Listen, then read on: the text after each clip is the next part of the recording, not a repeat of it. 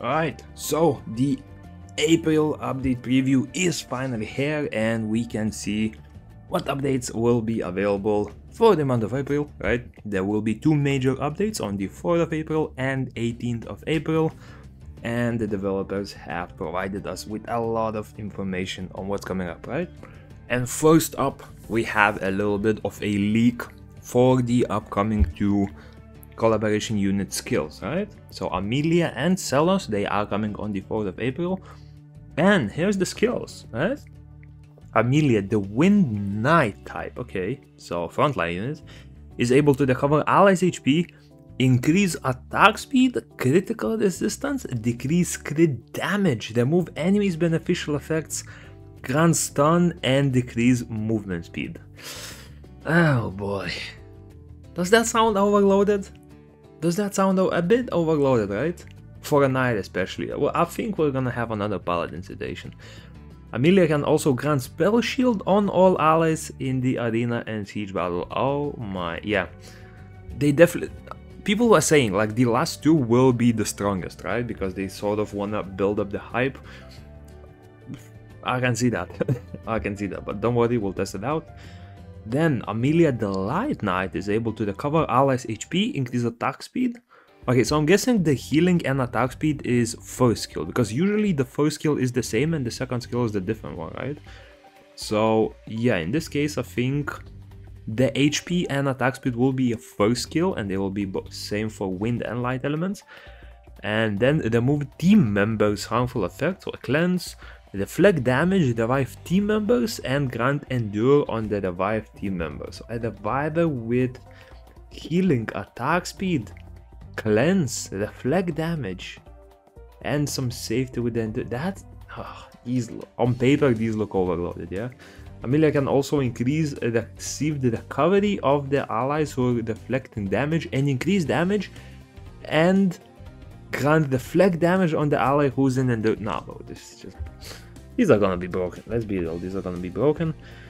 Okay, Water Magician Xellos is able to increase damage based on evasion. Ooh, that's kinda new. Kinda curious to see how that works out. But he is a magician, so he's most likely a mage type, which I'm not a fan of when it comes to evasion, right? But we'll see. Maybe it's gonna be harder to die to something like Karambit, right? Although he's a water element. Okay, decrease the target's precision, grant undercoverable if evasion exceeds a certain value, so most likely something similar to like how heat works. Remove beneficial effects with a fixed chance and decrease defense. Xellos will also move back to use the skill with a fixed chance when attacked with a basic attack. That sounds like a pass. This one definitely doesn't seem as OP as Amelia at least. And Dark Magician Xellos is able to increase damage based on HP, grant electric shock, remove beneficial effects, enhance skill effects based on the dark energy, and dark energy is increased when enemies and allies of light attribute use skills. So we need a lot of light allies, maybe even enemies, but I mean allies will be easier to pick. The dark energy does sound something like the dark Lina's energy, right? Like where you enhance the skills. I don't know, these sound pretty strong, especially Amelia. Like Amelia just sounds broken, right? Okay, and next up there will be a system that allows you to level up your other summoners up to the highest level summoner when it comes to the same like, what do they call them? Rahil guards, right? Like the first four are Rahil guards. Heat is not a Rahil guard, so he does not have the ability to level up. But most likely, as new summoners come out, they will most likely be white mercenaries as well. So that means that you will potentially be able to level up the new summoner up to the level of Heath, right? So it's still worth leveling Heath. But yeah, looks like if you are too lazy to level up your other summoners, they will give an option to do so with crystals. Next up, they're giving us an option to activate the outfit bonuses without actually crafting the outfits. I'm gonna guess it's gonna be similar to Heath, right? Because he does not have outfits. He only has the ability to craft the bonuses for those outfits. So it's most likely gonna be something similar to that. You still need all of the materials for it, right?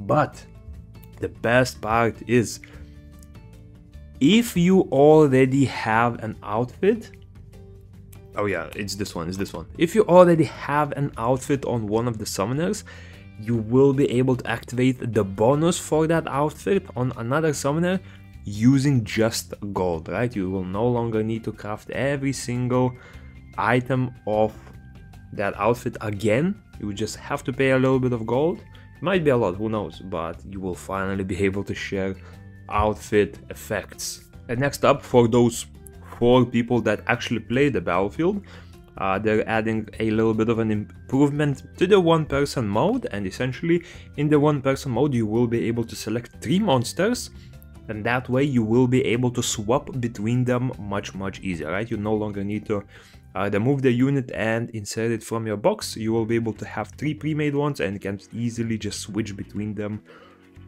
according to the situation, right? And now for the single person who even clicked on this option, they're expanding the friendly battlefield options.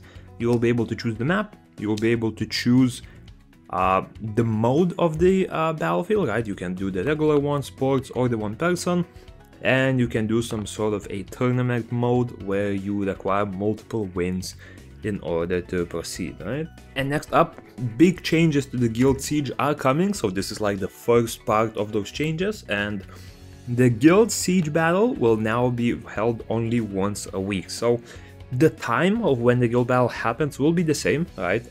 But now, instead of having 2 different guild battles, Monday and Tuesday will be the first half of the guild battle, and Thursday and Friday will be the second half, instead of being just a different siege overall, right?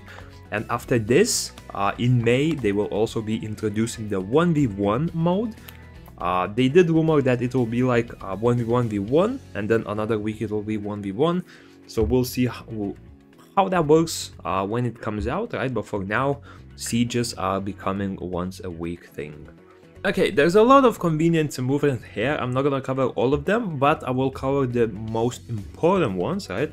So first of all, for everyone wondering what will happen with the transmogs, because they are rumored to disappear, like all of the transmog packs will disappear during the April 4th upgrade. They will now be sold by attribute instead of being sold as like a package for the whole monster family. It looks like you will be able to buy them by attribute. That will most likely mean that they're gonna be much cheaper. I'm gonna guess something in the ballpark of like $10 or something per attribute. But yeah, you will be able to buy only for one of them if you prefer to do so. Now, next up, there will be a little bit of changes with Galagos, and it looks like based on this, right, they're saying that the rune like stats will no longer be applied to monsters with low grades, and they will instead gain bonus stats based on their level, awakening level, book level, and affinity level, right? So that most likely means that Galagos will be a little bit easier, because I would say for most of us, we don't even equip runes on those lower level units, right? So yeah, Galagos should get a little bit of easier. And next up, a new wish rune function will be added. You'll be able to select the rune with the property of your choice, and the selected runes can be checked via a separate tab. So it looks like we will have some sort of a convenience upgrade to how runes are searched for, right? And I do hope that they finally introduce something like searching based on the substat amount. Like, let's say if I search for crit damage, show me the highest crit damage at the top and then the lowest at the bottom, right? I know people requested barcode, everyone, right? Just give us that. Like, it's such a useful feature, and there's no reason why it's not introduced yet. Next up, of course, the last thing for the first week of April is the transmog for the Vagabond. So I know the light and dark ones are used quite frequently in Siege. And yeah, these look like they will be obtainable freely, right? Because they will be acquired from an event starting the second week of April, which will most likely be like 11th or 12th of April. And yeah, that's about it for the first week, and then we move on to April 18th. Okay, and the big update for the April 18th will be a little bit of a raid revamp, right? So currently, the hero raids are a party mode, but those will be changing to a solo mode, right? Based on that, as you can see, 3 random bosses will appear instead of 1 boss every week. That sort of makes it a little bit easier, because I know some bosses are quite difficult for others, like something like, I would say Marsh is probably the hardest one, and I do know that even I like struggled quite a bit with Marsh, so for weaker players it's definitely gonna be helpful, right? Because if they can choose to do something like Mythos or Naranka constantly, that will be much easier, right? And those are turning into solo content, which means that you will most likely get like a massive buff of attack, HP, all of that. The raids themselves will be easier, right? And the new party mode will be the Mythic raid, right?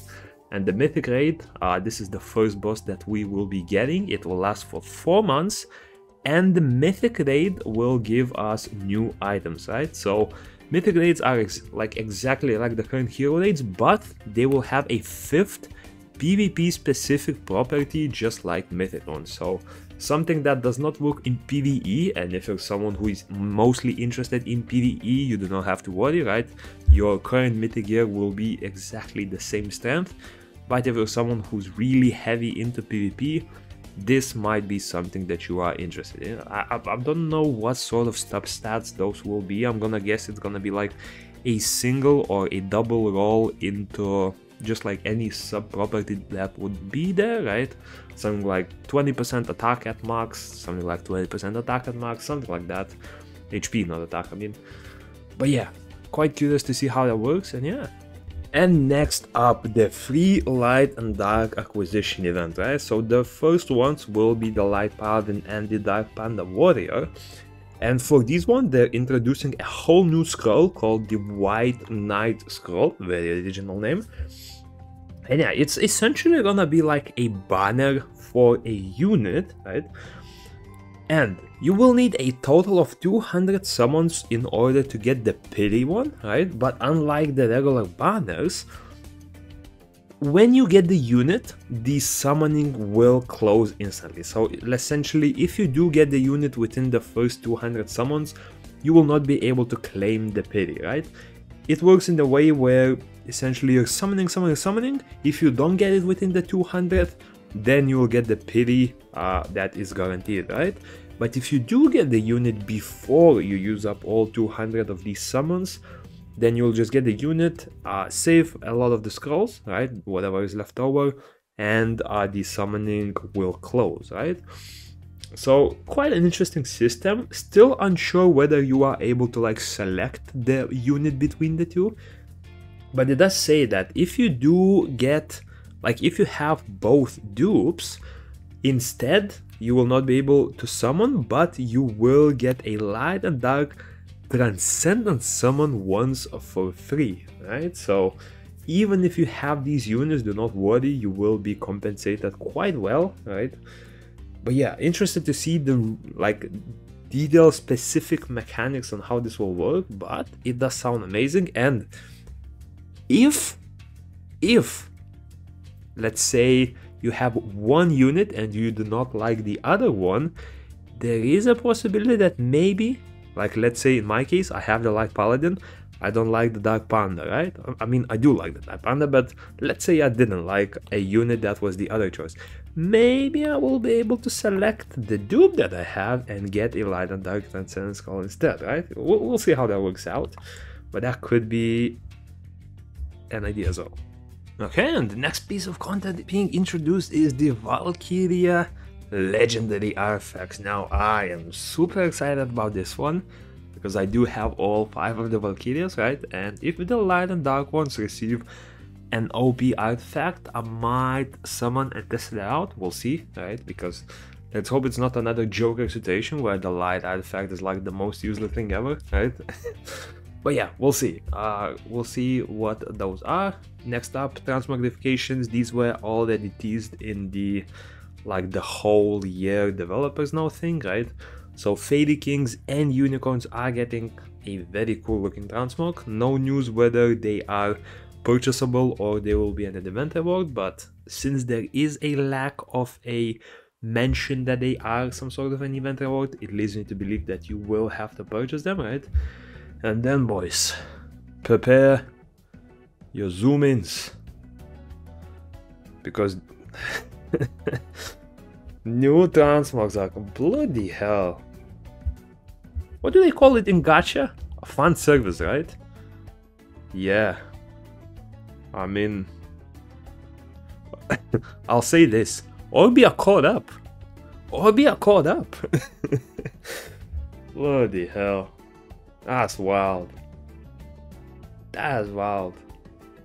Truly a fan service for this one. And yeah, with that fan service note, oh, I see. They added this at the end so that when I read it, they will be on the screen longer. You know what? I'm gonna grant your wish, Comtos. I'm just gonna sit here for 15 seconds and say nothing.